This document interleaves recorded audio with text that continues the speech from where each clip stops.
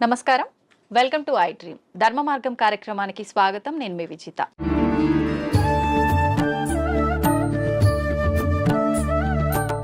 సాధారణంగా మనిషి యొక్క ఆయుష్ అనేది 100 ఏళ్ళు, 100 సంవత్సరాలు అని చెప్పి మనందరం కూడా వాడుక భాషలో మాట్లాడుకుంటూ ఉంటాము.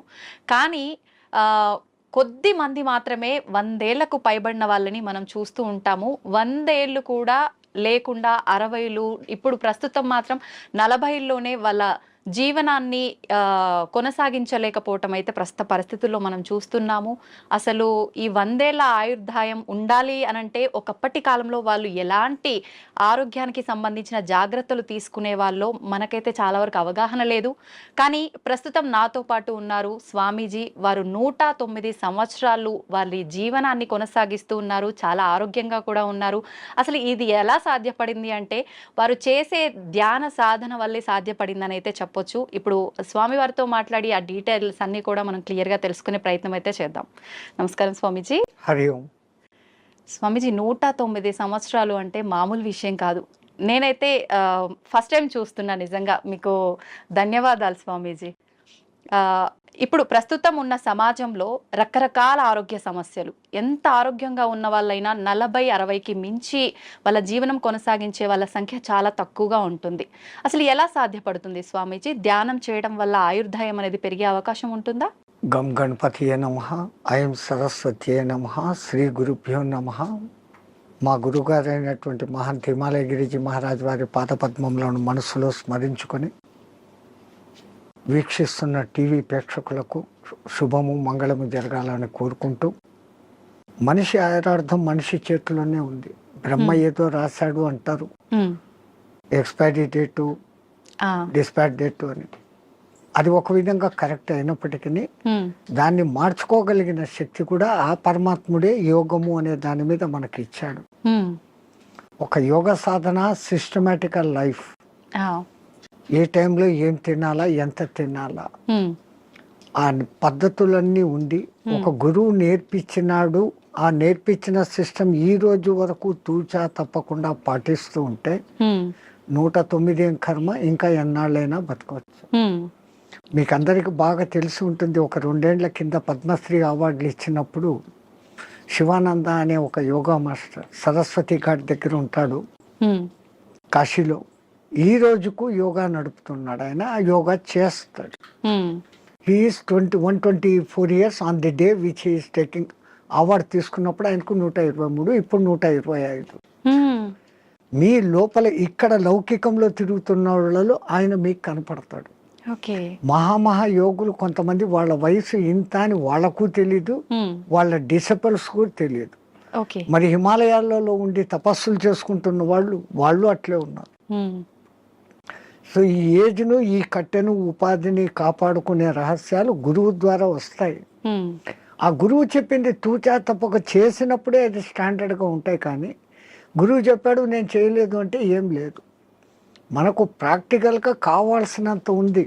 వేదాలు, ఉపనిషత్తులు, పురాణాలు ఇన్ని ఉన్నాయి. కానీ ప్రాక్టికల్, థియరాటికల్ 112 ఉంది. ప్రాక్టికల్ ఎవరు చేస్తాడో వాడు ఇట్లా ఉంటాడు. ఓకే, అంటే ఇలా చేసిన వాళ్ళకి ఖచ్చితంగా సాధ్యపడుతుంది. ఎవరైనా బతికేది 120 ఏళ్ళ ఆయురార్థం అనేది పరమాత్ముడు ఇచ్చింది. మనంతకు మనమే ఒక 20 ఏళ్ళు పోగొట్టుకుంటున్నాం. ఎట్లా అంటే పెద్దవాళ్ళ దగ్గరికి పోయి మనం నమస్తే పెడితే ఆయన శతమానం భవతి అంటాడు. 120 ఏళ్ళు భవతి అనడం లేదు. అక్కడే 120 ఏళ్ళు పోయింది.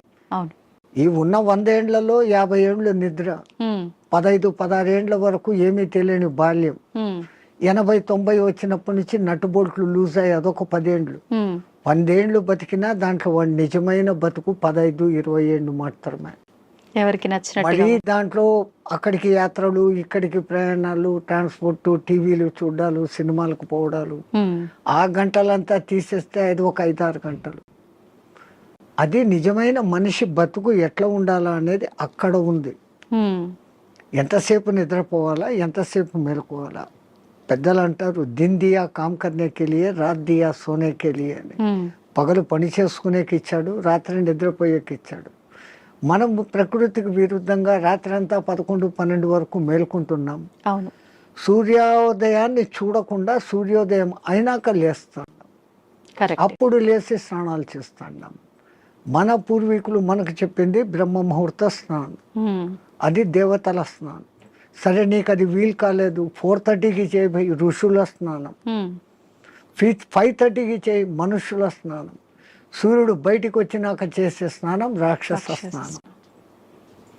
అంత సిస్టమ్ ఎందుకు పెట్టినారు? Early to bed, early to get up.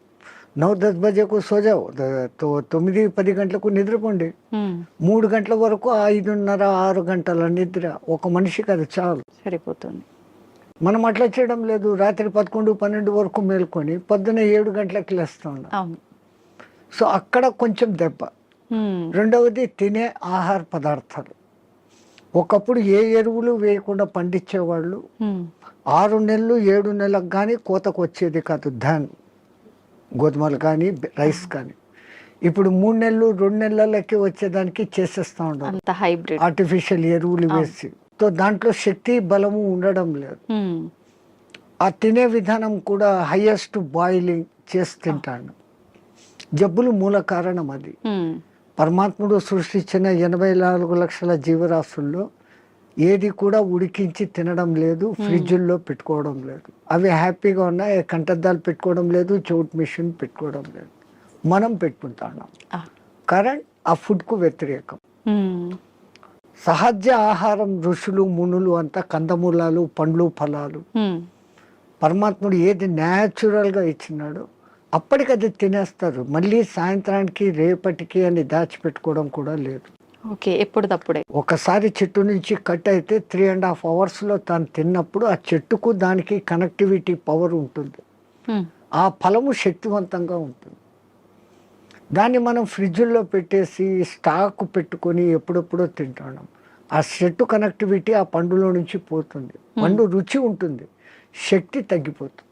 అయితే స్వామీజీ, ఇప్పుడు మీలాంటి యోగులకే సాధ్యపడుతుందా? ఇప్పుడు మీరు చెప్పినట్టుగా ఇలాంటి ఆహార నియమాలు పాటించి ధ్యానం పైన ఫోకస్ చేస్తే నార్మల్ మనుషులకు కూడా సాధ్యపడుతుందంటారా? ఎవరికైనా అమ్మ, పరమాత్ముడు 24 గంటలు టైం ఇచ్చాడు. 23 గంటలు మీ నిద్ర, మీ లౌకిక వ్యవహారాలు అన్నీ చూసుకోండి, ఎంజాయ్ చేయండి. మనిషి జన్మ ఎత్తాం, ఆనందించాల. ఫ్రెండ్స్తో, రిలేటివ్స్తో సినిమాలు ఎంజాయ్ చేయండి. బట్ 1 అవర్ నాది అనుకోండి. ఈ 1 అవర్లో ఒక half an hour body fitness ఎక్సర్సైజులు, ఒక్క 40-30 మినిట్స్ నేను ఎవరు అన్న ప్రశ్న వేసుకొని మీలోకి మీరు ప్రయాణం. అది ఆత్మధ్యానం అంటాం మేము. ఓకే, బయటికి గమ్మని కూర్చొని ఉంటాం. దానికి ఇంకా ఎన్నో పద్ధతులు ఉన్నాయి. ఒక విగ్రహాన్ని ఊహించుకుంటూ ఆ విగ్రహ మంత్రమే చదువుతూ భ్రమర కీటక న్యాయం అయిపోవడం ఒక విధానం. ఏది లేది నిరాకారాన్ని చూడాలా అనుకున్నప్పుడు ఆ నిరాకారాన్ని జ్యోతిగా భావించి చూడడం ఒక విధానం. ఆ జ్యోతి నాలోనే వెలుగుతుంది అనుకొని ఆ జ్యోతి దర్శనం కోసం తప్పిస్తూ తపన చేయటం ఒకటి. ఓకే, ఇట్లా విధానాలు వేరే వేరేగా ఉన్నాయి. మన ఋషులు మనకు 100 మార్గాలు చూపించారు. ఎవరికి ఏది అడాప్టబుల్లో, ఎవరికి ఏది సూటబుల్లో, ఎవరికి ఏది సులభంగా చేసుకోగల శక్తి ఉందో వాడు అది చేసుకుంటాడు. మనకు ఆ చాయిస్ ఇచ్చాడు పరమాత్మ, బట్ మనం యూటిలైజ్ చేసుకుంటలేదు. ఓకే, అయితే స్వామీజీ, ఇప్పుడు మీరు ఆధ్యాత్మిక మార్గం వైపు వెళ్ళటానికి, యోగిలా మారటానికి కారణం ఏంటి? మీ కుటుంబ నేపథ్యం ఏంటి? మాకు కుటుంబం అంటూనే లేదు. పరమాత్ముడి దయ, నా అదృష్టం, నా పూర్వజన్మ సుకృతం. నేను 2000 పిల్లవాడిగా ఉన్నప్పుడు హరిద్వార్లో ఉన్న ఒక మేళాలో మిస్ అయినాను. మీరు జాతర ఉత్సవం అంటారు, అట్లా అక్కడ మేము మేళా అంటాం. ఆ మేళాలో మిస్ అయినాను. ఏ ప్రాంతం నుంచి వచ్చానో, నా కులం మతం ఏమి నాకు తెలియదు. బై మిస్టేక్ తప్పిపోయినానో, మా తల్లిదండ్రులకు బరువై నన్ను వదిలిపెట్టారో, ఏ కారణమైనా నాకేదో పూర్వజన్మ పుణ్యం ఉండబట్టి మా గురువు గారు అనే మహంత్ హిమాలయ గిరిజీ మహారాజ్ వారు తన స్థానం రుద్రప్రయాగ నుంచి ఆ మేళాకు వచ్చి ఉండి నన్ను చూసి చేరదీశారు. ఆయనే విద్యాబుద్ధులు చెప్పించారు. ఆ తర్వాత ఆయన దగ్గరనే 7.5 ఏళ్ళు శిష్యరికం చేసిన తర్వాత, డిగ్రీ అయిపోయిన తర్వాత, ఆ మహానుభావుడు ఆ 7.5 సంవత్సరాలలో ఈ కుండలిని విద్య, యోగము, పురాణాలు, ఇతిహాసాలు, వేదము, ఈ సాధనాలు చెప్పి ధర్మ ప్రచారం నీ కర్తవ్యం.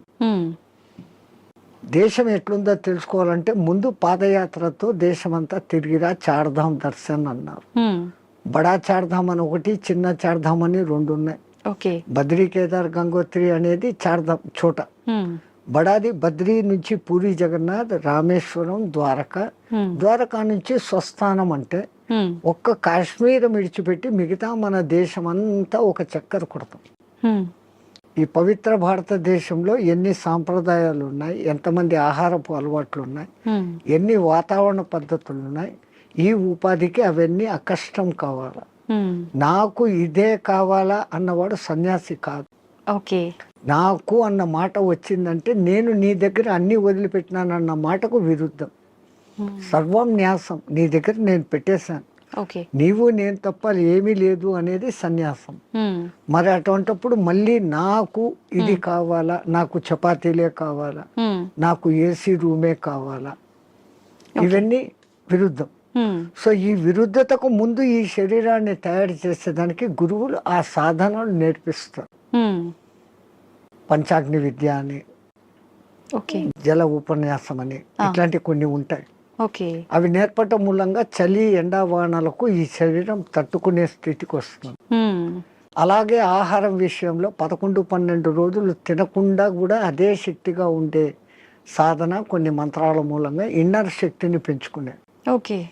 మన చుట్టూ ఉన్న శక్తినే మనం దాన్ని పట్టుకోగలగడం.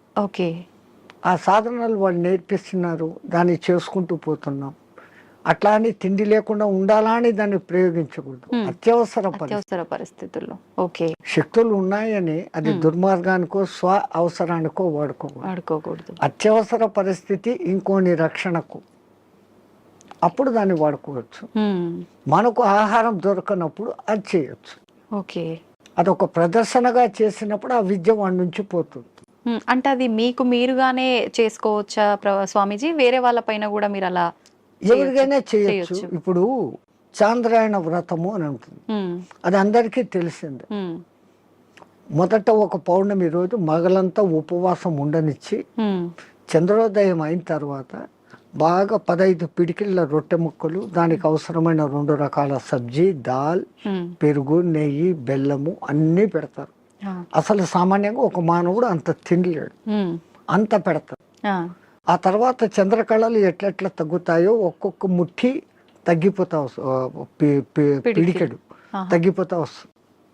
అమావాస్యకు ముందు దినం ఒకే పిడికెడు ఉంటుంది, అమావాస్య పొద్దు ఏమీ ఉండదు.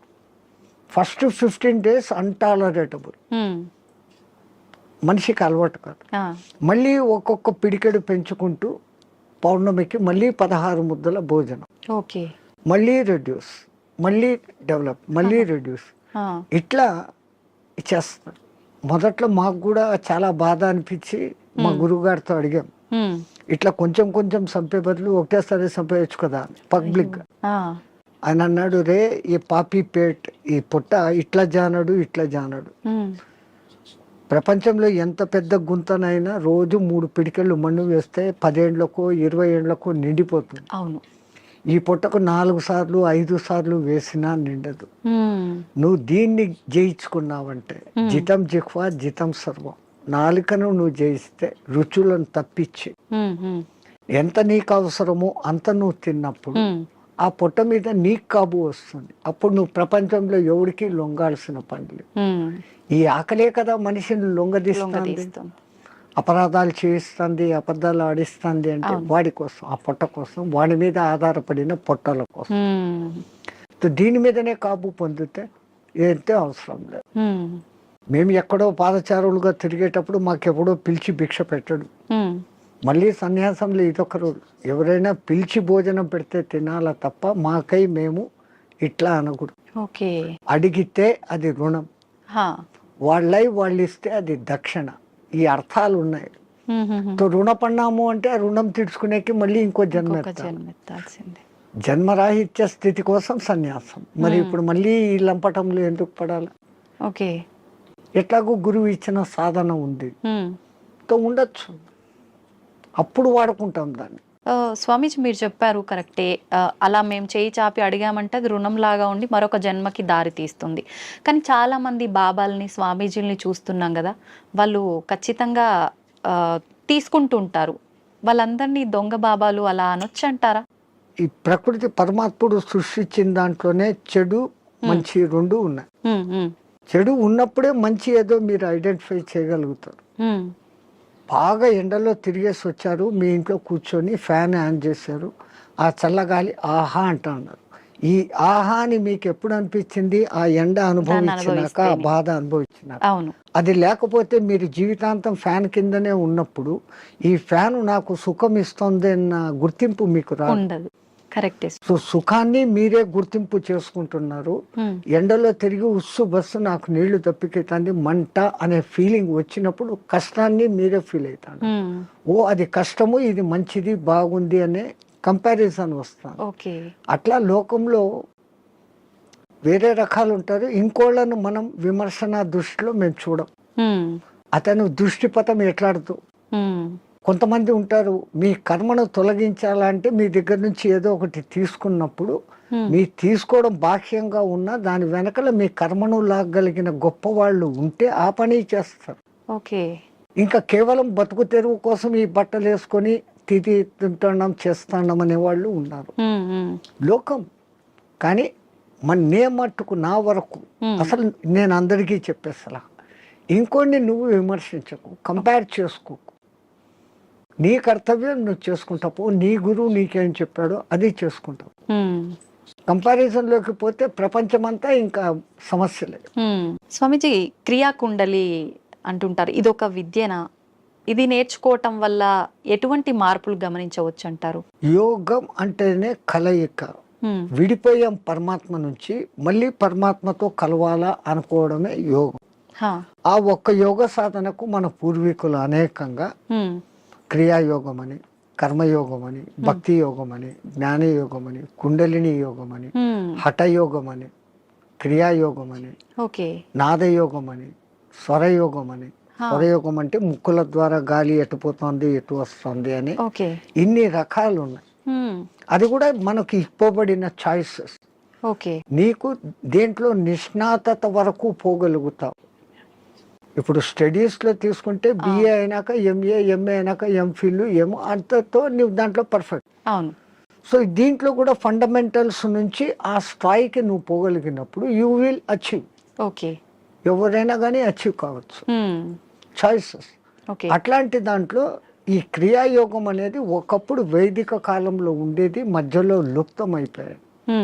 ఆ లుప్తమైపోయిన దానికి మనుషులకు తిరిగి అందించాలని దాని మూల పురుషుడైన మహావతార్ బాబా ఒక మహానుభావుడిని ఎన్నుకొని అతని మాధ్యమంగా చేసుకొని కొన్ని వేల గ్యాప్ మధ్యలో తర్వాత మళ్ళీ ఆయన ద్వారా ప్రచారంలోకి తీసుకొని వచ్చారు.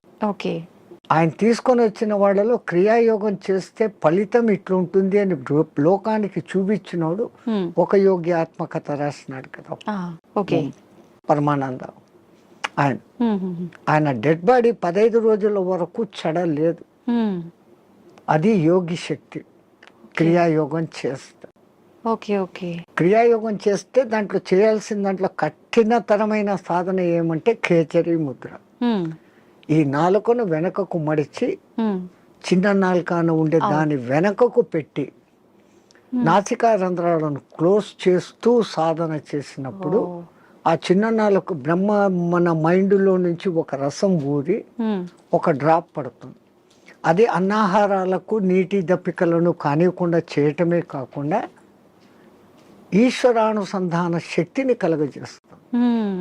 బ్రహ్మరంధ్రం యాక్టివేట్ అయ్యేటట్టు చేస్తుంది. షట్చక్రాలు యాక్టివ్గా ఉండేదానికి కారణభూతమైంది. షట్చక్రాలు ఎప్పుడు యాక్టివ్గా ఉంటాయో ఆ షట్చక్రాలు నియంత్రిస్తున్న ఇన్నర్ ఆర్గాన్స్ అన్ని యాక్టివేట్.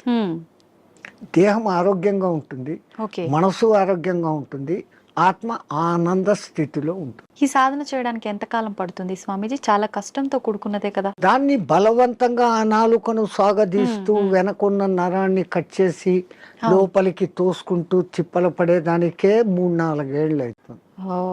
అది బలవంతంగా చేసింది. పూర్వజన్మ సుకృతం ఉన్నప్పుడు, ఆ గురు కటాక్షం ఉన్నప్పుడు అది సహజంగా వెనక్కి వెళ్ళిపోతుంది. ఉమ్, అది ఎవరికి ప్రాప్తతో వాళ్ళకే. ప్రతి ఒక్కటి ఎవడు చేయాలంటే మనమంతా ధీరుబాని అంబాయిలు కాలేమే. ఉమ్, మన దేశంలోనే పుట్టాడు ఆయన, మన ఎదురుగానే పెరిగాడు, ఈ పొద్దు కోట్ల ఆస్తి. ఉమ్, మనం లేదు. అవును. సో ఎవరికి ఏది ఏది ఉందో అదే అది. కానీ సాధన సిస్టమేటికల్గా చేస్తే ఎవరైనా అద్భుతమైన క్రియాయోగి కాగలరు. ఓకే. ఇప్పుడు మీరు కూడా ఈ విద్యను నేర్చుకున్నారు కదా స్వామీజీ, మీకు ఎంత కాలం మాకు పట్టింది? నేర్పించింది మా గురువు గారు కుండలిని విద్య. కుండలిని విద్య. ఓకే. అదే నేను చెప్పాను ఇప్పుడు ఇన్ని అవునవును. యోగాలు ఉన్నాయని. ఉమ్, ఉమ్. దాంట్లో మా లైన్ కుండలిని యోగ సాధన. మీరు మీ గురువు గారి దగ్గర నేర్చుకున్నారు, మళ్ళీ మీరు మీకు శిష్యులు వాళ్ళకి సాధన నేర్పించడం ఇలాంటివి చేస్తుంటారా స్వామీజీ? ఎందుకంటే మొట్టమొదట నేను గురువు అనిపించుకోవడం నాకు ఇష్టం లేదు. ఓకే. ఎందుకని? అందరూ గురువులే. ఆ, పత్రిజీ అంటారు, ఆ, you are masters, I'm also master. You are gods, I'm also god అంటారు. ఆ, సో అందరిలో అదే ఉన్నప్పుడు నేను ఏదో నేర్పిస్తాను అనే అహంకారం కాదు. నాకైతే తపన ఉంది, ఉమ్, నేను బాగున్నాను, నాలాగా మీరు ఉండండి. ఉమ్, కానీ ఆ చేసే ప్రాసెస్ అందరూ అట్లా చేయలేరు. ఆ క్రియలు ఉంటాయి, ఉమ్, క్రియల తర్వాత 3 బంధాలు అనేటివి ఉంటాయి, ఉమ్, పూరక కుంభక రేచకాలు అనేది ఉంటాయి. ఇవన్నీ చెప్తున్నప్పుడు బాగా వింటారు, ఉమ్, ప్రాక్టికల్ అది ఉండదు. థియరాటికల్గా నేను వాళ్ళకి పూర్తి అర్థమయ్యేటట్టు చెప్తా వాళ్ళ భాషలో. ఉమ్, బట్ చెప్పిన తర్వాత ఆ రోజు చాలా బాగుంది అంటారు, నెక్స్ట్ డే దాన్ని చెయ్యరు. ఉమ్, వీళ్ళందరూ ఎట్లున్నారంటే ఈ కాలంలో ఈ పొద్దు వినేలా రేపటికంతా నాకు వచ్చారు. వింటే రాదు కదా. Practical, practical, everything practical. Okay.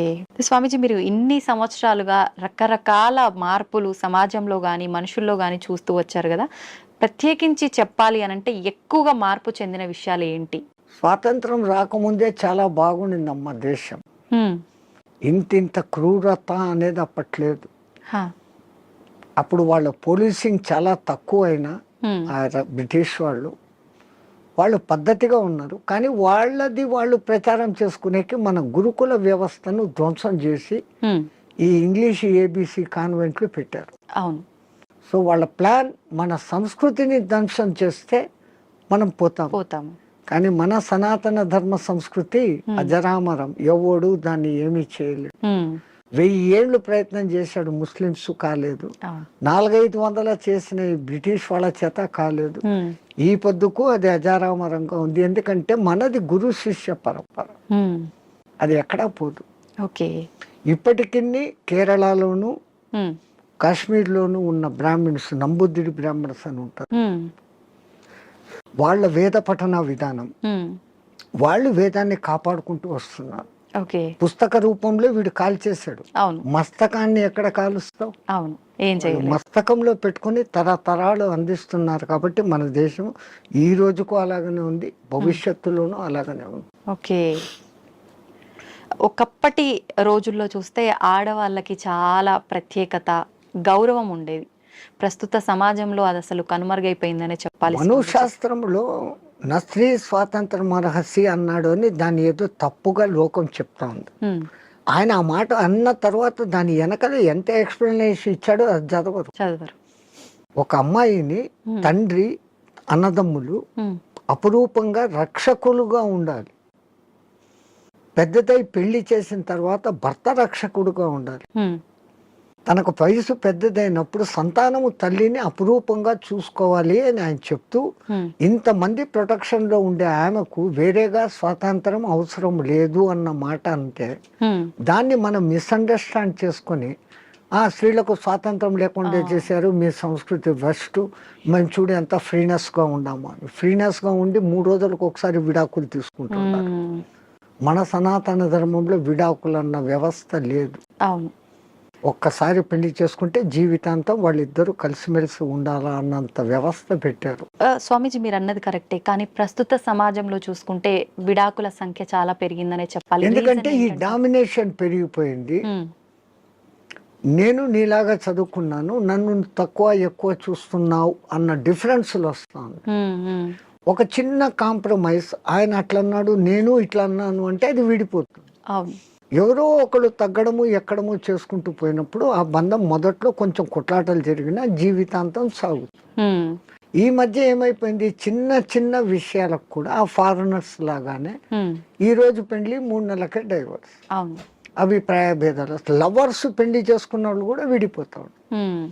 వీళ్ళు ఒకళ్ళనొకళ్ళు ముందు అర్థం చేసుకోవడం, ముందు అర్థం చేసుకొని ఈమెది తన ఇంట్లో తాను రాణిలాగా పెరిగింది, ఇప్పుడు వాళ్ళందరినీ వదిలి మా ఇంటికి వచ్చింది, నా పేరు నిలబెడుతుంది నా కుటుంబంలోకి వచ్చి అని ఆమెను అంత గౌరవంగా ఈయన చూసుకున్నప్పుడు, ఇప్పుడు మా అమ్మా నాన్నలు మా అత్త మామలే, నా మొగుడే నాకు దేవుడు అన్నట్లు ఈమె చూసుకున్నప్పుడు లోకంలో ఈ డిఫరెన్సెస్ రావు.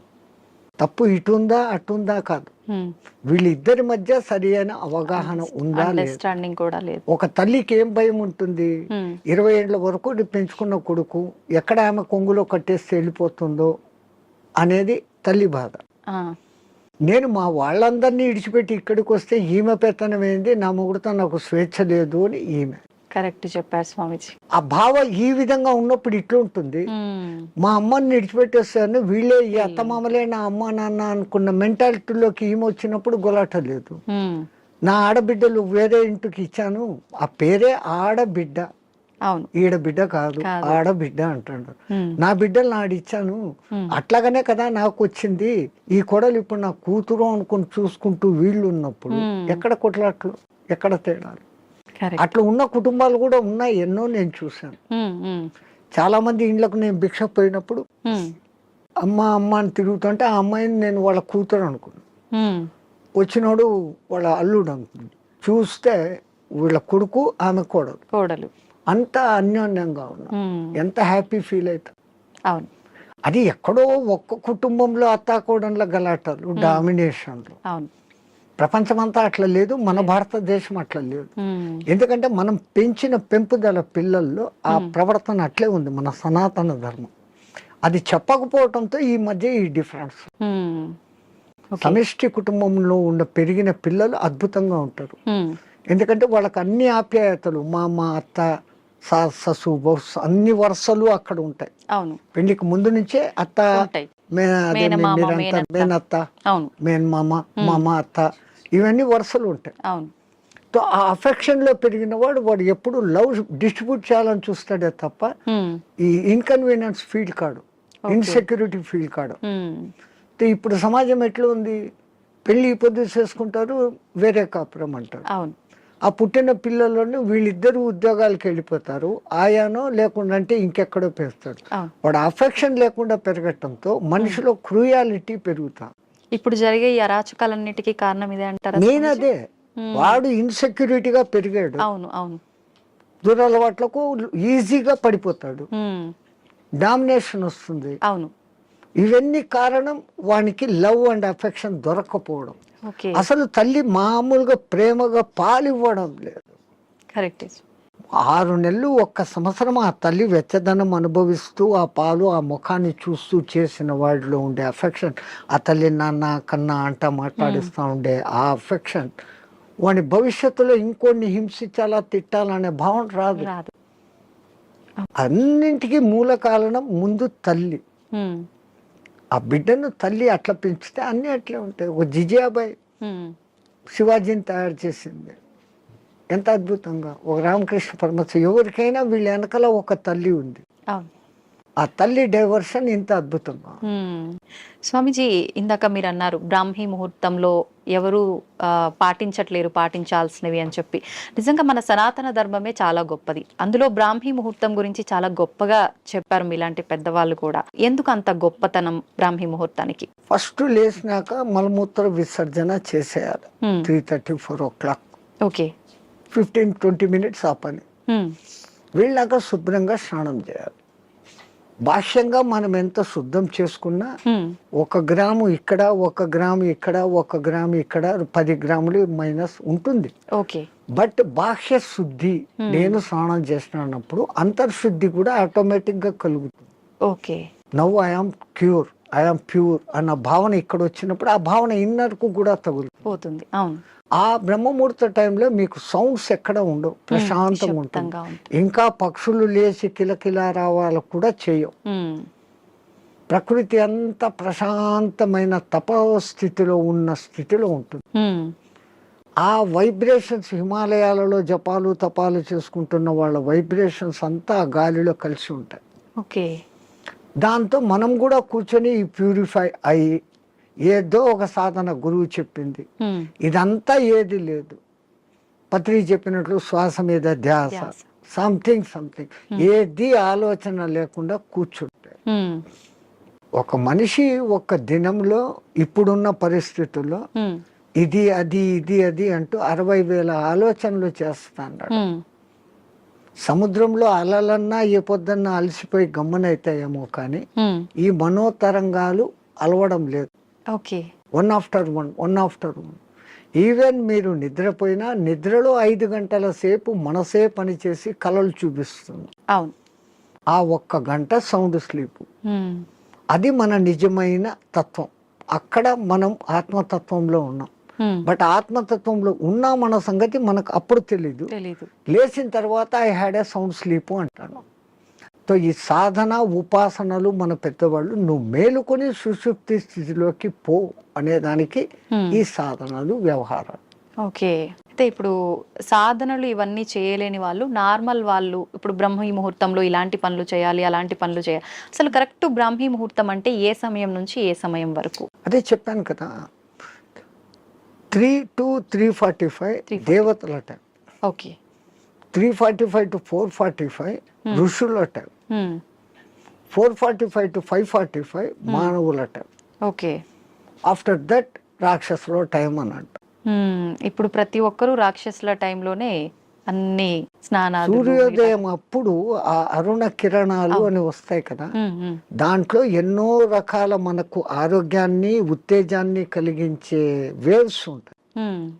అల్ట్రావైలెట్, ఇన్ఫ్రారెడ్, ఎలక్ట్రోమాగ్నెటిక్, దానికి ఏమో ఇప్పుడు ఈ పేర్లన్నీ పెట్టారు. అప్పుడు సూర్యుని 7 వర్ణాలకు కలుపుకొని దాంట్లో తెలుపులో 7 వర్ణాలు ఉన్నాయని మన వాళ్ళు గుర్తించి చేస్తాను ఆ సాధన, వర్ణ సాధన. ఇప్పుడు అదే కలర్ థెరపీ అని మళ్ళీ బయటకు వచ్చింది.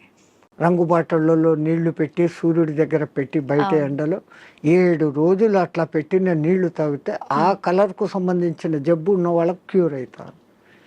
ఒక్క సూర్యుడు ఆరోగ్య ప్రదాత అని మన వాళ్ళు చెప్పారు. దాంట్లో నుంచే ఇన్ని వస్తున్నాయి. ఇప్పుడు మన భూమి మీద పెరుగుతున్న మూలికలు అన్నీ పెరుగుతున్నాయంటే సూర్యుడు ఆధారం. నైట్ పూట తన సూర్యకిరణాలనే చంద్రుని మీదకి పంపించి అక్కడి నుంచి రిఫ్లెక్ట్ అయ్యి అది ఔషధులకు శక్తిని ఇస్తున్నాడు సర్కిట్. ఓకే. సో అందుకే మన పూర్వీకులు గుర్తించి ఆరోగ్యం భాస్కరాది చేత అన్నారు. ఆరోగ్యం సూర్యుని చేతిలో ఉంది. ఓకే.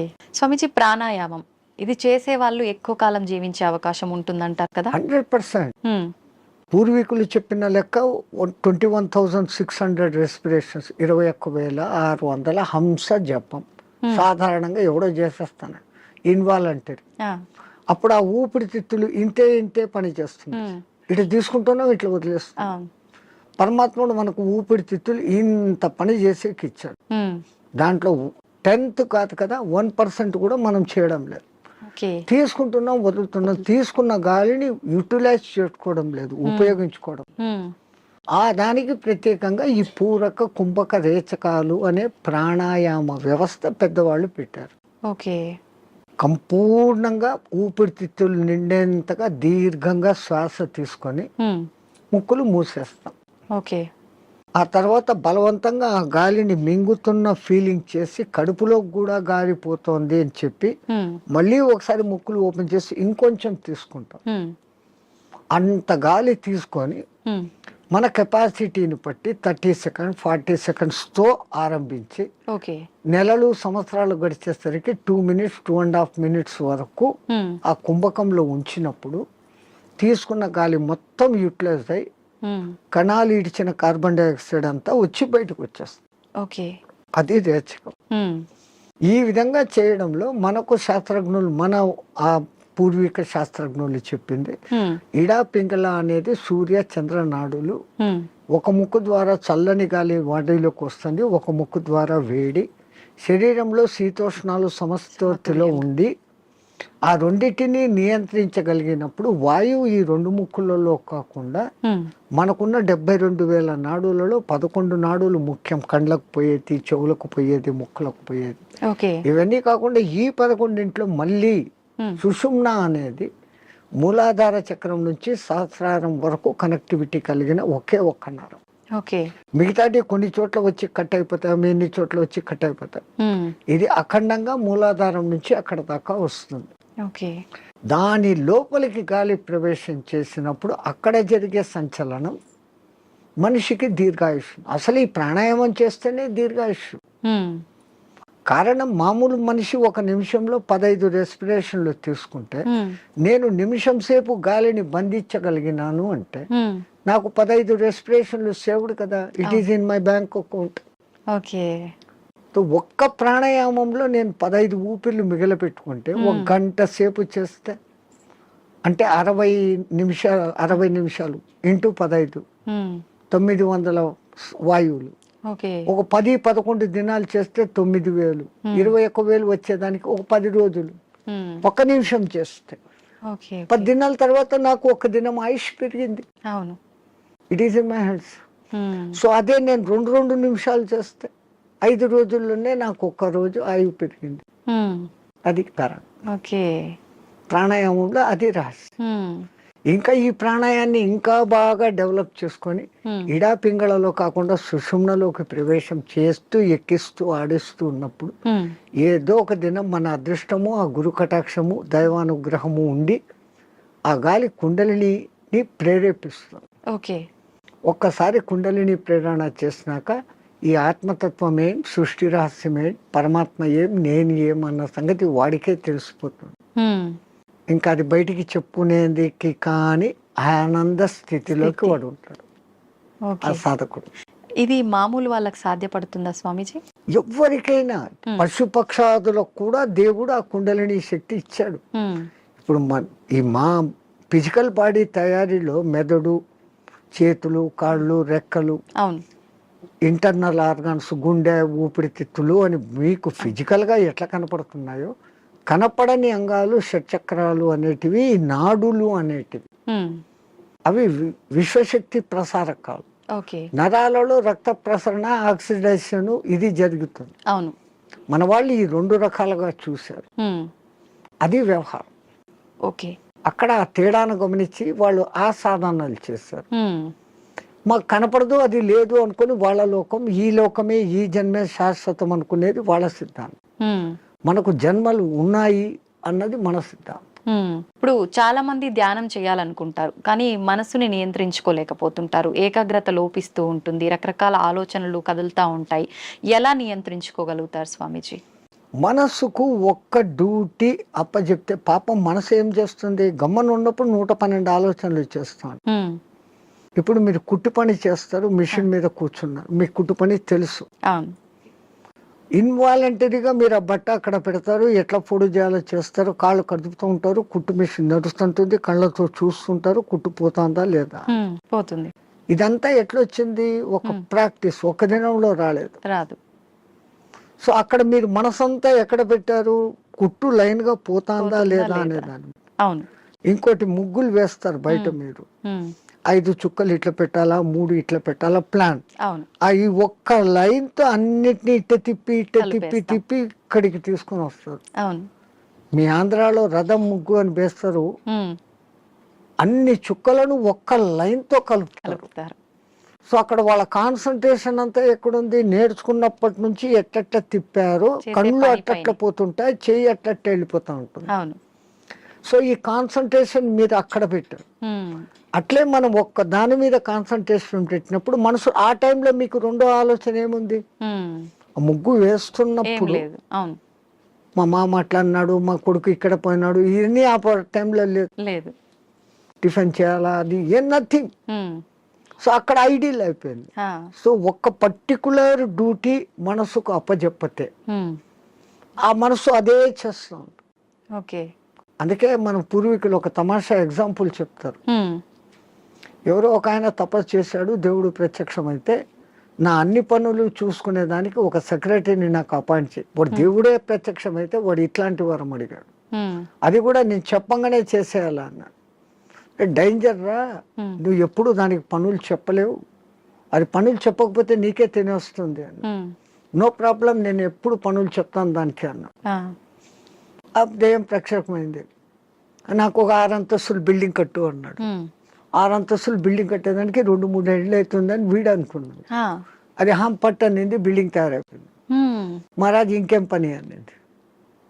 కుక్కర్ కావాలా, ఫ్రిడ్జ్ కావాలా, బెడ్ కావాలా, ఏసీ కావాలా, వీడు ఇట్లా అడుగుతున్నాడు. అక్కడక్కడ అన్ని వచ్చేస్తాను. ఇంక ఏం అడిగేదానికి లేకుండా పోయింది. ఇంకా దానికి పని చెప్పకపోతే వీడి పని పడుతుంది అంతే. అప్పుడు వాడు గురువు దగ్గరికి పోయినాడు. మహారాజ్, బుద్ధి లేక నేను ఇట్లాంటి వరం అడిగినాను, ఇది ఇట్లా చేస్తుంది అనుకోలేదు. What am I to do, క్యా కర్నా మై? అరే ఉస్ భూత్ కో ఇతర్ లేకే, ఆ దేయాన్ని ఎక్కడికి తా అన్నాడు. అది వచ్చింది. మా గురువు చెప్పిన పని చెయ్యను, దానికి కమాండ్ అన్నా. అది ఇంకోటి మాట, వీడి మాట వినాలి కదా. అవును, వీడు చెప్పినాడు, మా గురువు చెప్పినట్టు చేయన్నాడు. ఓకే మహారాజ్, గురు మహారాజ్ ఏం చేయమంటారు? అక్కడ ఒక తాటి చెట్టు ఉండేది, దాన్ని ఎక్కువ దిగు అన్నాడు. అది ఈ రోజుకు ఎక్కి దిగుతానే ఉంది. So technique. అవును, అట్లా ఇదే దృష్టి, మనం ధ్యాస, నేను చెట్టు ఎక్కుతున్నాను, ఈ చెట్టులోకి శ్వాస ఎక్కి దిగుతాను, దాన్ని అబ్జర్వ్ చేస్తూ ఉంటే మీ మనస్సుకు ఇప్పుడు ఇంకా అదే డ్యూటీ. అవును అవును, దానికి రెండో డ్యూటీ లేదు. ఆ దయ్యానికి రెండో డ్యూటీ, మనసుకు రెండో డ్యూటీ లేదు. ఈ ఎక్కి దిగడం గమనించడం, అదే ప్రాణాయామ ప్రక్రియలో కూడా. దాన్ని మంత్రంతో జోడించి చేస్తే ఇంకా శక్తివంతం. మన బాడీలోని కణకణము మంత్రబద్ధమైతూ ఒకానొక దినానికి ఈ మాంసపిండం మంత్రపిండం కాగలుగుతుంది. మంత్రంతో అనుసంధానం చేస్తారు. మంత్రాలు చదవలేని వాళ్ళు ఉంటారు, మాకు మంత్రాలు ఇష్టం లేదు, మేము మతం కాదు అనేవాళ్ళు. మంత్రం ఎవరికి వాళ్ళు చెప్పుకోవాలా స్వామిజీ, ఉపదేశం తీసుకోవాలా గురువుల దగ్గర నుంచి. అందుకే గురువు అవసరం, గురు బినా విద్యా నహి అని. కొన్నాళ్ళు ఆయన దగ్గర శిష్యరికం చేసినప్పుడు వీడు దేనికి సూటబుల్, నేను ఇచ్చే విద్యను వీడు సద్వినియోగం చేస్తాడా, దుర్వినియోగం చేస్తాడా. అందుకే పాతకాలంలో కొన్నాళ్ళు నా దగ్గర సేవ చేయి అంటారు. మన మెంటాలిటీ అర్థమవుతుంది. వాడు సిడ్ఫిరా అయితే గనక నేనేం నీ దగ్గర సేవ చేసేది, నాకు ఇంత పైసా ఉంది అంటాడు. ఆ వినయత ముందు మనిషిలో ఉండాలి. ఆయన దగ్గర ఈ పని చేస్తే నాకు మంచి జరుగుతుంది అనే విశ్వాసం ఉండాలి. ఈ రెండు ఉన్నప్పుడు ఆ గురువు గాడిదను చూపించి ఇది దేవుడు, దీని పూజ చేయంటే చేసినప్పుడు ఆ గాడిదలోనే నీకు దేవుడు కనపడుతుంది. పైలా విశ్వాస ప్రథం సోపాన్. విశ్వాసం అనేది అన్నిటికీ మించిన శక్తి. ఇక్కడ ఒకటి అచీవ్ చేయాలా అనుకున్నప్పుడు దాని మీద నేను చేయగలనా లేదా ముందే డిసిషన్ తీసుకోండి. గురువు ఒక మంత్రం ఇచ్చాడు, ఈ అనుష్ఠానం ఇట్లా చేయాలా, రోజు లేచి ఈ అగ్ని తర్పణాలు చేయాలా, ఇవన్నీ నేను చేయగలనా లేదా అనుకున్నప్పుడు గురుదేవా ఇయ్యండి అనాలి. ఆ మంత్రం తీసేసుకున్నాను, నేను చేసుకోలేదు, దాన్ని చేయాల్సిన రీతిలో చేయకపోయినప్పుడు ఏం ఫలితం? సైకిల్ మోటార్ మీ దగ్గర ఉంది, దానికి పెట్రోల్ పోసేది పని ఉంది కదా. పెట్రోల్ పోకుండా నేను కొనుక్కున్నాను 1,00,000 పెట్టి పోవాలా, ఇది అంటే ఎట్లా పోతుంది? పెట్రోల్ పోయాలా, అప్పుడప్పుడు దానికి ఏదో ఆయిల్ పోయాలా, మైనర్ రిపేర్స్ చూసుకోవాలా, అప్పుడు ఆ బండి పోతుంది. లైక్ దిస్ సేమ్ ఒక సిస్టమ్ ప్రాసెస్ అని గురువు చెప్పినప్పుడు ఆ ప్రాసెస్ అంతా చేస్తున్నప్పుడు అది మిమ్మల్ని ఉద్ధరిస్తుంది. స్వామిజీ, హిమాలయాలు అనగానే మనకు అక్కడ ఇలా కొన్ని ఏళ్ల పాటు ధ్యానం చేసే వాళ్ళు ఉంటారని చెప్పి వింటుంటాం. నిజంగా అలాంటి వాళ్ళు ఇప్పటికీ ఉన్నారంటారా? 100%. ఎంతో మంది. ఆ హిమాలయాలు అనే దానికి ముందు మా అనే అక్షరం పెట్టుకొని చదవండి. మహిమ ఆలయాలు. మన దేశం మొత్తంలో చాలా కొద్ది ఆలయాలు ఉన్నాయి. ఆ లయాలు అంటే అందులో లయం.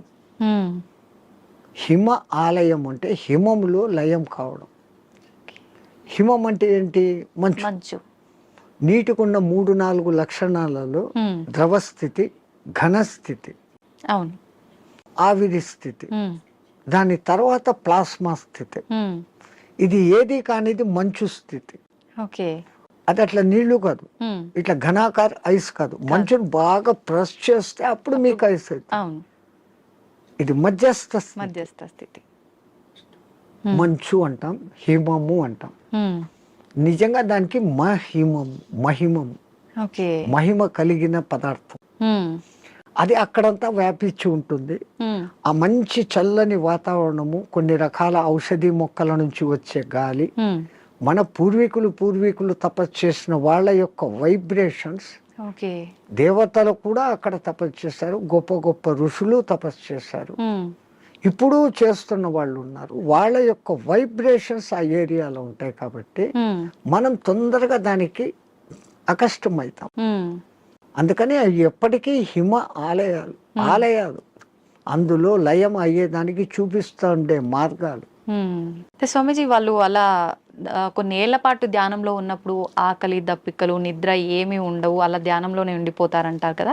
అలా ఉండడానికి అంటే వీళ్ళు ఎన్ని ఏళ్ల పాటు వాళ్ళు సాధనమ్మ. ఏది ఇప్పుడు నేను చెప్పాను, ఏది సాధించాలన్నా సాధన. మీ తెలుగులో సింపుల్ పద్యం, సాధనతో పనులు సమకూరు ధరలోన విశ్వదాభిరామ వినరు.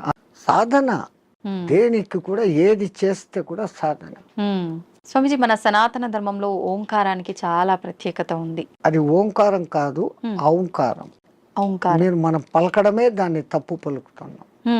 మనం మాట్లాడుతున్న ప్రతి మాటల్లో ఎక్కడో ఒక చోట అకారము, ఉకారము, మకారము ఉంటాయి. ఓకే. అకార ఉకార మకార అర్ధమాత్ర ఇది ఓంకార. అర్ధమాత్ర మకారం అన్నాడు, ప్లస్ ఆ. ఓకే. అర్ధమాత్ర అంటే ఔం అని ఉచ్చరించినప్పుడు అకారము ఉకారము రెండు పలకబడి ఓంకారం దీర్ఘమవుతుంది. ఓకే. అకారం అన్నప్పుడు మీ స్థూల శరీరం, ఉకారం అన్నప్పుడు సూక్ష్మ శరీరం, ఓంకారం అన్నప్పుడు కారణ శరీరం. ఓకే. ఇంకో విధంగా చెప్పాలంటే అకారం అన్నప్పుడు జాగృత్ అవస్థ, ఉకారం అన్నప్పుడు నిద్రావస్థ, ఓంకారం అన్నప్పుడు సుషుప్తి అవస్థ. సుషుప్తిలో మనం ఆత్మస్థితిలో ఉన్నాం.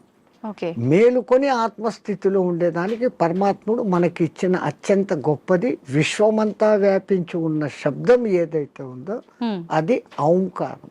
ఓంకారం కాదు, ఓంకారం. అయితే మనం ఇప్పుడు మీరు చెప్పినట్టుగా చూస్తే ఎవ్వరం కూడా కరెక్ట్గా దాన్ని పలకట్లేదనే చెప్పాలి, సాధన చేయట్లేదనే చెప్పాలి.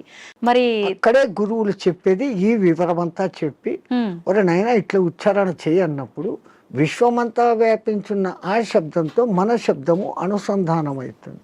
ఓకే. సైంటిస్ట్ ఇప్పుడు రికార్డు చేశారు, సూర్యుడి నుంచి చూస్తున్న శబ్దము ఔం ఔం అని ఉంది. గెలాక్సీ సౌండ్ ఔం అని ఉంది. భూమి తిరిగే వేగపు సౌండ్, గ్రహాలు తిరిగే వేగపు సౌండ్ వేరే వేరే విధంగా వినపడుతున్నాయి, కానీ అంతంగా ఔం ఔం అన్న శబ్దమే ఉంది. సో దాన్ని ఇట్లా అట్టాడు చేసినప్పుడు ఔం ముక్కుల ద్వారా వదులుతున్నాం, మనం చేసేది ఓ అంటున్నాం నోటి ద్వారా. ఓడ అవును అవును అనేది రావడం లే. అవును అనే దాని పక్కన శూన్యం పెట్టినప్పుడు ఔం. అకార ఉకార మకారాలు మూడు పలకపడతాయి. ఇక్కడేం జరుగుతుంది, ఓ అంటున్నాం, నోటి ద్వారా గాలిపోతాం. సో మనం పూర్ణ ఫలితం పొందలేదంటే చిన్న పొరపాటు అక్కడ ఉంది. అది ఎందుకు అంత రహస్యంగా పెట్టి గురువులు శిష్యులకే చెప్పినప్పుడు దాన్ని అర్థం చేసుకుని వాడు చేస్తున్నాడు. అందరికీ చెప్పాలా అంటే దానికి అర్హత ఉండాలి, ఆ ప్రాప్తత ఉండాలి. కానీ ఇప్పుడు అది కూడా మేము బహిరంగంగా అందరికీ చెప్తున్నారు. నాయనా మీరు చేసుకునే వాళ్ళు పూజలు చేసుకునేటప్పుడు ఇట్లా చేసుకోండి, సామూహికంగా అర్చేయండి. అది అలవాటు అయిపోయింది, రాదు. అందరూ ఔం అని ఎక్కడా పలకరు. మనం ఒక్కళ్ళం అక్కడ అందరూ ఓం నమ శివాయ అంటే మనం ఒక్కళ్ళం ఇక్కడ ఔం నమ శివాయ అన్నామంటే డిఫరెన్స్ అయిపోతుంది. మనమే తప్పు చేస్తున్నామేమో అనేటట్టుగా స్వరం మారిపోతుంది, వాళ్ళందరూ మన దిక్కు చూస్తుంటారు. సో మనము ఇంట్లో కూర్చొని ప్రత్యేక సాధనలు చేసేటప్పుడన్నా కనీసం ఎక్కడ ఏది ఉచ్చరించాల్సి వచ్చినా ఔం అని ఉచ్చరించండి, ఓం అని కాదు. ఇంకా సామూహికంలో తప్పడం లేదు. 10 మంది కూర్చొని శివ సహస్రనామము అష్టోత్తరము ఏదో ఒకటి చేస్తారు. ప్రతి దానికి ఓం నమ శివాయ, ఓం శంభవే నమో, భయోశ్వరాయ నమో, నిధనపతి నమ, నిధనపతాంతకాయ నమ, వీటన్నిటికి ముందు ఓం ఓం అంటారు. ఓం ఓం అంటాం. మాకు ఇదే అలవాటు అయిపోయింది, ఓం ఓం అని అంటాం. ఓం అనేది మా నోట్లో రాదు. నిజంగా అంటే మనం పలకాల్సిన మంత్రం ఏదైనా తప్పు పలుకుతున్నాము అంటే దానివల్ల మనకు ఫలితం కలగకపోగా దోషం కలిగే అవకాశం ఉంటుందా స్వామీజీ? దోషము అని అంటే సైంటిఫికల్గా మీకు నేను చెప్పాలంటే ఇప్పుడు ఈ షట్చక్రాలు అనేది పెటల్స్తో ఉంటుంది. మూలాధారం 4 పెటల్స్, దళాలు, స్వాధిష్టానం 6, మణిపూరకం 10, అట్లా 10, 12, 16, 2, 50 అక్షరాలు దాంట్లో నిక్షిప్తమై ఉంటాయి. వర్ష అనేది మూలాధారంలో, పాప బాబమ్మ అనేది అట్లా ఒకటి వేరే వేరేగా ఉంటాయి. ఈ మంత్రం ఒక రిథమాటిక్ గా చదివినప్పుడు మీరు పియానో మీద అది అడ్డదిడ్డంగా కొడితే సరిగ్గా రాదు. వాడు వాయించాల్సిన రీతిలో వాయించినప్పుడు సుమధురంగా వస్తుంది. ఇట్లా ఈ మంత్రం కూడా ఆ లెహర్ చదివినప్పుడు ఈ పెటల్స్ కదులుతాయి. ఆ పెటల్స్ కదిలినప్పుడు ఆ చక్రం కంట్రోల్ చేస్తున్న మీ ఇన్నర్ ఆర్గాన్స్. మూలాధారము పెద్ద పేగును కంట్రోల్ చేస్తుంది. స్వాధిష్టానము చిన్న పేగులను, యూరినరీ బ్లాడర్ను, రీప్రొడక్టివిటీ ఆర్గాన్ను చేస్తుంది. మణిపూరకము డైజెషన్ సిస్టము, చిన్న పేగులు ప్లస్ అన్నాశయము, వీటిని కంట్రోల్ చేస్తుంది. అట్లా ఏ అంగాలను అవి చేస్తుందో ఈ జరిగే వైబ్రేషన్స్ ఆ అంగాలను శక్తివంతంగా, ఆరోగ్యవంతంగా చేస్తాయి. ముందు మంత్రాలలో ఉన్న అర్థం ఇది. అందుకనే వాళ్ళు స్వరము ఇట్లా పలకాల, ఇట్లా చేయాలని. వేదం అందరూ చదవలేము అంటే కారణం, ఓ గురువు దగ్గర 12 ఏళ్ళు నేర్చుకుంటే ఒక్క ఋగ్వేదం వస్తుంది మీకు. ఒక్కొక్క వేదం నేర్చుకునేకి 12 ఏళ్ల కాలం సుస్వరంగా. ఇప్పుడు అనేక మంది పాపం వేద పాఠశాలలు పెట్టి మళ్ళీ మన పూర్వ సంస్కృతి ఇంత గొప్పదన్న సంగతి తెలుసుకుని ఎట్లా చేస్తే బాగుంటుంది ఏమన్న సంగతి మీద పోతున్నారు. వేదం అంతా సైన్స్ అమ్మా, ఊరికే ఏది చెప్పలేదు. సంధ్యావందనం చేసే దగ్గర నుంచి సైన్స్. ఇప్పుడు వీళ్ళు చేసే సంధ్యావనం తప్పు పట్టడం కాదు. పాతకాలంలో వాళ్ళు ఏం చేశారు, నదిలో వక్షస్థలం లోతు నీళ్లలో నీటికి ఎదురు ప్రవాహానికి నిలబడి ఓ చెంబుతో నీళ్లు తీసుకొని ఆ సూర్యుని దిక్కు పెట్టి ధారగా వదిలేవాళ్ళు. ఎప్పుడైతే ఒక మనిషి ఇంత లోతు నీళ్లలోకి పోతాడో అపాన వాయువు ఆటోమేటిక్గా పైకి వస్తుంది.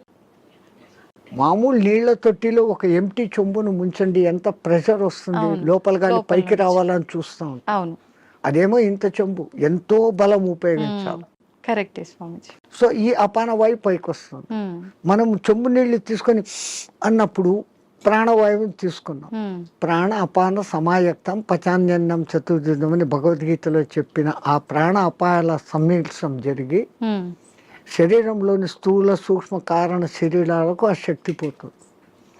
ఆ ధార అట్లా వదులుతున్నప్పుడు సూర్యకిరణాలు ఆ ధారలో నుంచి ఫిల్టర్ అయ్యి వచ్చి ఇట్లా పెట్టి పోసేటప్పుడు సరిగ్గా మన షట్చక్రాలు ఉంటాయి. ఆ ధార మన ఎదురుగా షట్చక్రాల దగ్గర పడతా ఉంటుంది. ఆ కిరణాలు ఆ ఈ ధారలో నుంచి ఫిల్టర్ అయ్యి మన షట్చక్రాలకు కావాల్సిన కిరణాలను అందిస్తుంది. సూర్యుడిలో అనేక కిరణాలు ఉన్నాయి. సహస్ర కిరణుడు అని ఆయనకు పేరు. 1000 రకాల కిరణాలు ఉన్నాయి. ఒక్కొక్క కిరణం ఒక్కొక్క పని చేస్తుంది. ఆ పని చేయడం కూడా 12 నెలలలో ఒక్కొక్క నెలకు ఒక్కొక్క విధంగా చేస్తుంది. అందుకనే ద్వాదశాదిత్యుడు అని పేరు పెట్టారు. ఉన్న సూర్యుడు ఒక్కడైనా ఒక్కొక్క నెలలో ఆయన మార్పులు చెందుతూ ఆ కిరణాల ప్రవాహం ఇస్తాడు. ఇప్పుడు ఈ విధంగా సంధ్యావందనం చేసినప్పుడు రావాల్సిన గుడ్ కిరణాలు మనలోకి వచ్చి ఆరోగ్యం బాగుంటుంది. చక్రాలు నీట్ గా యాక్టివేట్ అవుతాయి. అసలు గాయత్రి మంత్రం 24 అక్షరాలు చదివినప్పుడు మన 24 తత్వాలు శుద్ధీకరణ. అవన్నీ వైబ్రేషన్ వర్డ్స్. శబ్దం వైబ్రేషన్ క్రియేట్ చేస్తుంది. పెద్ద పెద్ద సైంటిస్టులు ఇప్పుడు నిరూపణ చేస్తున్నారు. పలకాల్సిన రీతిలో ఓంకారం పలుకుతే అది దూరంగా స్క్రీన్ మీద మీకు గొప్ప శ్రీచక్ర యంత్రాన్ని చూపించింది. ప్రూవ్డ్. ఇంకొన్ని మంత్రాలు చదివినప్పుడు ఇంకొన్ని డిజైన్లు వచ్చినాయి. అవన్నీ ఏది మన పూర్వీకులు యంత్రాలు అని గీస్తారే, ఈ గ్రహానికి ఇట్లా గీయాలి, ఇట్లా పెట్టాలి, ఇంత చకోరాలు, ఇంత వృత్తాలు అని. అదంతా ఏమంటే ఇది శబ్దశాస్త్రము, రేఖాశాస్త్రాన్ని అనుసంధానం చేసి వాళ్ళ శబ్దోత్పత్తి ఈ వైబ్రేషన్స్ ఇట్లా క్రియేట్ అవుతాయని వాళ్ళకి తెలుసు. అందుకని ఆ రిథీమ్గా పలికినప్పుడు ఆ ఫలితాలు వస్తాయి. వస్తాయి. స్వామిజీ, నేనే గాయత్రి మంత్రంకి సంబంధించి అడుగుదాం అనుకున్నా, మీరే ఆ టాపిక్ తీసుకొచ్చారు.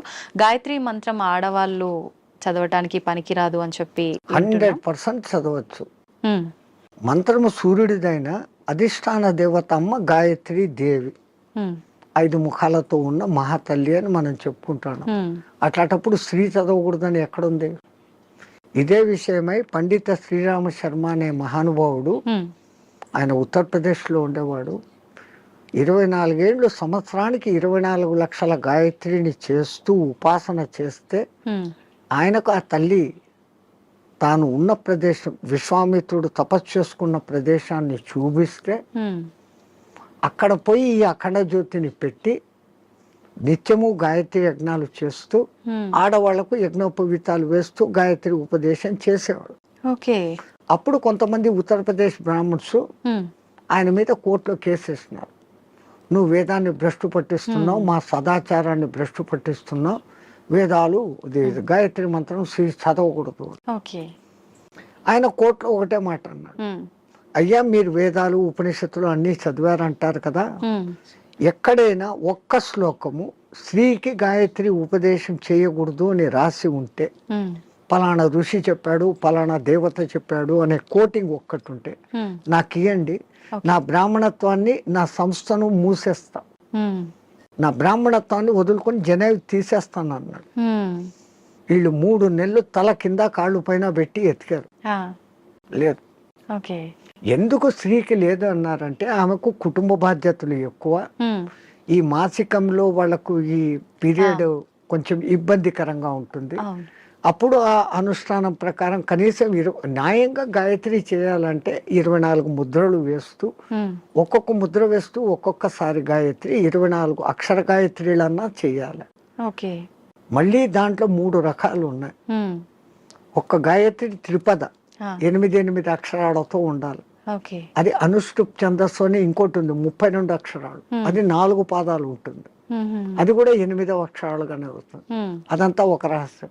ఓకే. మళ్ళా నవార్ణవ గాయత్రి అని ఒకటి ఉంది, ఉమ్, అది చేయాలంటే అమ్మవారి నవార్ణవం అనే పూజలు ఎట్లా చేస్తామో దాంట్లో 9 ఔంకారాలు వస్తాయి. ఓకే.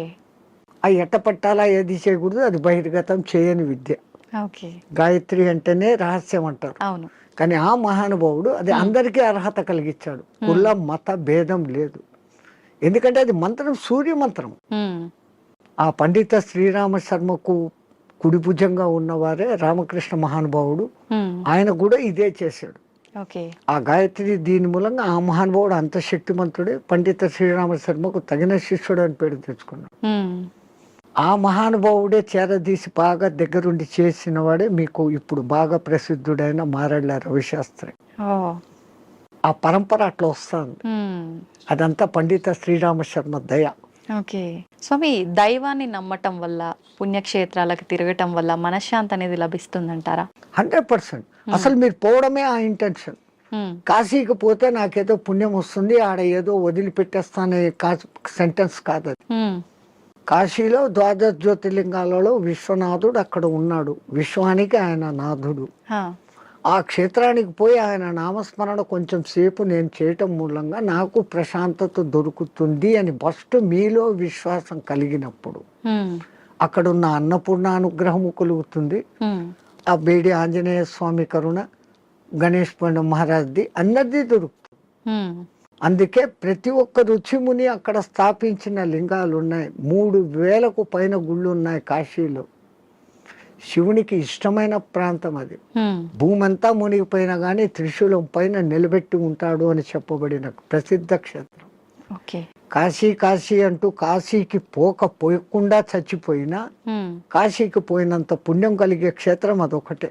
ఉమ్, మిగతా క్షేత్రాలకు పోతానని ముక్కుపడి పెట్టుకొని పోకుండా పోతే ఏదో ప్రమాదము, ఉమ్, వానికి శిక్ష ఉంది. అవును. కాశీ విషయంలో అలా లేదు. ఉమ్, అంతటి గొప్ప అక్కడికి వచ్చింది అంటే ఒకటి ప్రజల విశ్వాసము, అక్కడ తపస్సులు చేసిన వాళ్ళ యొక్క శక్తి హా, ధార పోయడం అనేది ఆ ప్రాంతానికి ఆ ప్రసిద్ధత వస్తుంది. ఓకే. భూమి అంతా ఒకటే అయినప్పటికీ సులభమైన ఉదాహరణ, ఇప్పుడు ఎండాకాలం కాదు, మామూలు చిన్న ఎండ ఉన్నప్పుడు ఉమ్, ఒక భూతద్దం తీసుకొని వచ్చి పేపర్ మీద పెడితే అది కాలుతా ఉంది. ఆ భూతద్దం నుంచి కిరణాలు కాన్సన్ట్రేషన్ అవును. అట్లా విశ్వశక్తి కాన్సన్ట్రేషన్ ప్రదేశాలు కొన్ని, అవి పుణ్యక్షేత్రాలు, తీర్థక్షేత్రాలు, ఓకే. తీర్థయాత్రలు. తీర్థం అంటే నీళ్లు. నీళ్ళు. ఆ నీళ్లు ఎన్నో కొండల నుంచి ఆ ఖనిజాలను రాసుకొని దానిలో తెచ్చుకొని చెట్ల వేర్ల ద్వారా ఆయా మూలికల శక్తిని తీసుకొని అవి రావటంతో ఆ నీళ్లు తాగితే శుభం. ఆ నీళ్లలో స్నానం చేస్తే స్కిన్ డిసీజెస్ పోతాయి. ఓకే. సో అది నీళ్ళ శక్తి, తీర్థయాత్రలు, పుణ్యక్షేత్రాలు అని పెట్టారు.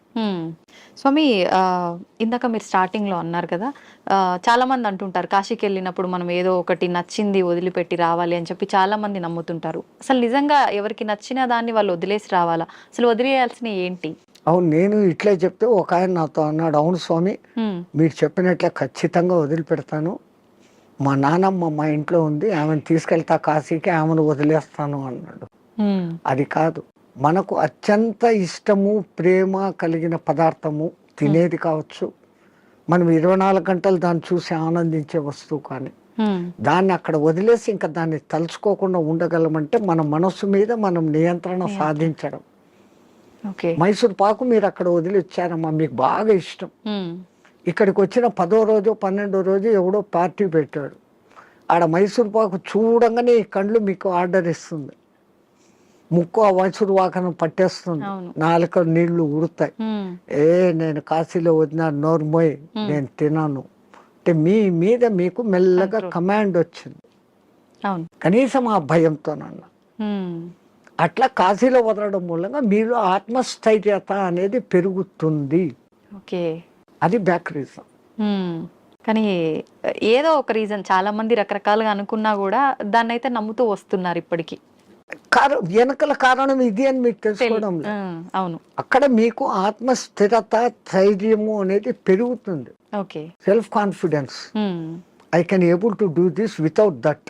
అది లేకుండా నేను ఉండలేను అన్న వాళ్ళు, అది లేకుండా ఎదురుగా కనపడుతూ కూడా అది లేకుండా ఉండగలిగిన స్థితి అంటే మీలో ఎంతటి స్టెబిలిటీ వచ్చినట్లు.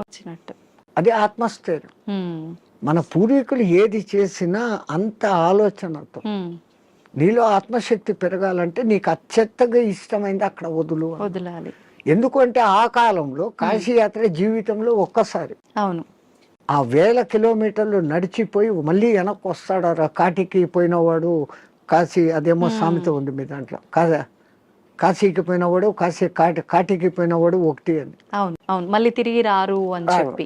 ఆ కాలం అట్లుంది, అడవులలో పోవాలి, దారిలో జంతువులు, వాతావరణం మారిపోవచ్చు. అవును, ఇన్నిటినీ తట్టుకొని అక్కడికి పోయి మళ్ళీ రాగలిగినాడంటే వాడు దేవునిగా పూజించేవాడు. రెండవది, వాడు వచ్చేటప్పటికి అక్కడ కాశీలో నేను పలానా వదిలేసి వచ్చాను మోనుకున్నాను అన్నప్పుడు వాళ్ళు ఇక్కడ ఆత్మశక్తి పెరిగి వాడు ఇక్కడ ఎవరికి ఏ మంచి మాట చెప్పినా అది జరిగిపోతుంది, వాక్ శుద్ధి వస్తుంది. So when you develop your confidence you can able to do anything. So to develop your confidence అక్కడ పోయినాక ఒకటి వదిలిన వాళ్ళు బెనిఫిట్ పొందుతారు. స్వామి, చాలా మంది అంటుంటారు, అంటే ఇప్పుడు ఇందాక మీరు చెప్పినట్టుగా వెళ్ళిన వాళ్ళు తిరిగి రారేమో అన్న ఒక ఉద్దేశంతోటో మరేంటో తెలియదు, కానీ చాలా మంది నమ్మకం ఏంటంటే పిల్లలు ఉండి వాళ్ళ పెళ్ళిళ్ళు అన్నీ అయిపోయిన వాళ్ళు మాత్రమే కాశీకి వెళ్ళాలి, దర్శించుకోవాలి, అవన్నీ అవ్వని వాళ్ళు కాశీలోకి పోయి సస్తే మోక్షం అనుకుంటే కాదు. నాకు తెలిసి ఒక మంచి కోటీశ్వర దంపతులు 3వ తరాన్ని కూడా చూసేశారు. ఆ 3వ తరం కూడా 18 yearsకి వచ్చింది మనవాళ్ళు.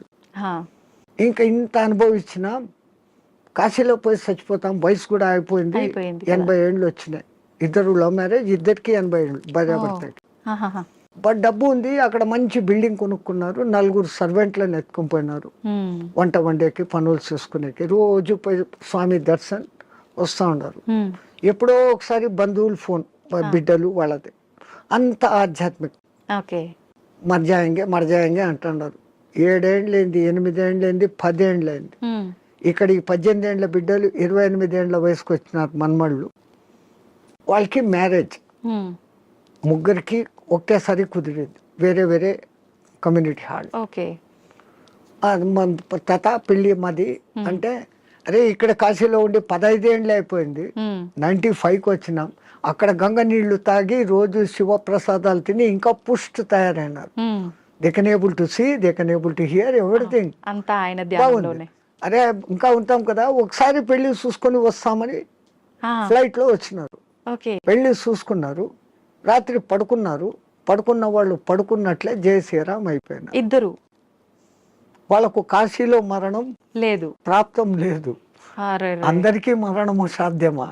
అలా అని మరి కాశీలో ప్రాప్తం లేదని అక్కడే ఉంటే ఎప్పటికీ మరణం ఉండదనేది కూడా. ఆ మాటకు వస్తే తల్లి, ఇప్పుడు గంగలో మునిగితే నాకు పుణ్యం వచ్చేస్తుంది అనుకుంటే, గంగలోనే ఉండే చేపలు, కప్పలు, ముసళ్ళు అవి అక్కడే పుట్టాయి, అక్కడే పెరిగాయి. ఒక్కసారి గంగా స్నానం చేస్తే, సరే మీరు కాశీలో పొద్దున్న నుంచి సాయంత్రం వరకు 10 సార్లు గంగా స్నానం చేశాను అంటారు, కానీ మీరు చేసింది ఒకటే స్నానం. మీరు స్నానం చేయగానే ఆ నీళ్లు ఫ్లో పోయినాయి కదా. అవును. ఆ తల్లి నిరంతర ప్రవాహం, ఎప్పుడూ కొత్త నీళ్ళు అక్కడ ఉన్నాయి. స్నానం చేస్తే నాకు పవిత్రత వచ్చేసింది గంగలో చేస్తేనే కాదు. గంగలో స్నానం చేసే ముందు నా ఇంతకు ముందు నా గత జన్మ బుద్ధులు, గత జన్మ కాదు, నా గత జీవితం బుద్ధులు, లక్షణాలు మార్చుకుంటాను. నేను ఇంక మీద అట్లా ఉండను. అక్కడ మిమ్మల్ని మీరు జస్టిఫై చేసుకొని, తల్లి నాకు ఆ బుద్ధి ప్రసాదించు అని మునిగి లేచి, ఆ మాట ప్రకారం మీరు ఇక్కడ ఉన్నారంటే మీకు మోక్షము ముక్తి. అంతే తప్ప ఆడపోయి 100 మునకలు వేసి ఈడు వచ్చి అత్తమామల్ని తిట్టో, అమ్మా నాన్నను తిట్టో, భర్తని హింసించో, భార్యను హింసించో, సంవాట్ మగ ఆడ ఎవడైనా చేసేది ఈ తప్పులన్నీ ఇక్కడ చేస్తూ, నేను పోయి గంగలో 6 సార్లు మునిగొచ్చాను, నేను సస్తే మోక్షానికి, నువ్వు నువ్వు అక్కడ మార్పు చెందేదానికి మునగాలి. అందుకే పాతకాలంలో అక్కడ మునిగేటప్పుడు పంతుళ్ళు మీ చేత 10 మంత్రాలు చెప్పిస్తారు. దశ హరాయే గంగాయే స్వాహ. మనం శారీరకంగా, మానసికంగా, వాక్కు రూపంలో 10 రకాల తప్పులు చేస్తాం. ఈ 10 తప్పులను క్షమించు, ఈ తప్పులు నేను మళ్ళీ చెయ్యను, అది ఉండాలి. కరెక్టే స్వామిజీ. ఆ దేవుడా నేను చేశాను, నన్ను క్షమించు, మళ్ళా పోయి అదే చేస్తాను, నో యూస్ కదా. Do not repeat. మళ్ళీ చెయ్యను కూడా ఉండగలిగితే అప్పుడు ఆ కాశీలో స్నానం చేసిన పుణ్యం. కాశీనే కాదు, ఏ నీళ్ళలో, నర్మదా, కావేరి, గోదావరి, కృష్ణ, కిట్నే. అవును స్వామి, కాశీలో మరణించిన వారికి చెవు ఇలా పైకి వచ్చినట్టుగా ఉంటుందని చెప్పి అంటుంటారు కదా, నిజం? సైంటిఫికల్ గా కూడా ప్రూఫ్ అయ్యింది. ఎందుకని అట్లా?